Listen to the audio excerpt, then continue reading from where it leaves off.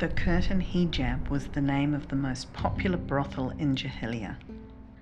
An enormous palazzo of date palms and bewildering mosaic patterns, permeated by labyrinth corridors which had been deliberately decorated to look alike, each of them bearing the same calligraphic invocations to love, each carpeted with identical rugs, each with a large stone urn positioned against a wall. It was a soft, windowless universe of draperies, ruled over by the ancient and nameless Madam of the Curtain, whose guttural utterances from the secrecy of a chair, shrouded in black veils, had acquired, over the years, something of the oracular. Neither her staff nor her clients were able to disobey that sibylline voice that was, in a way, the profane antithesis of Mahoun's sacred utterances in a larger, more easily penetrable tent not so very far away.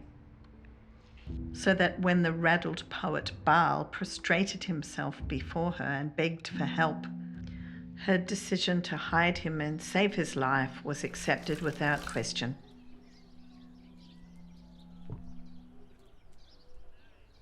Baal's sojourn behind the curtain by no means deprived him of information about events outside. Quite the reverse, in fact, because in the course of his uniquely duties, he stood guard outside the pleasure chambers and heard the customers' gossip. The absolute indiscretion of their tongues, induced by the gay abandon of the horse caresses and the client's knowledge that their secrets would be kept, gave the eavesdropping poet, myopic and hard of hearing as he was, a better insight into contemporary affairs than he could possibly have gained had he been free to wander the newly puritanical streets of the town. The deafness was a problem sometimes. It meant that there were gaps in his knowledge, because customers frequently lowered their voices and whispered.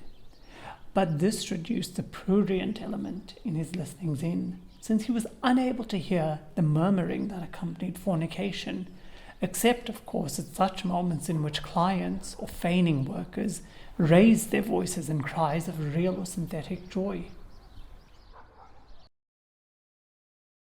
Baal had begun to change.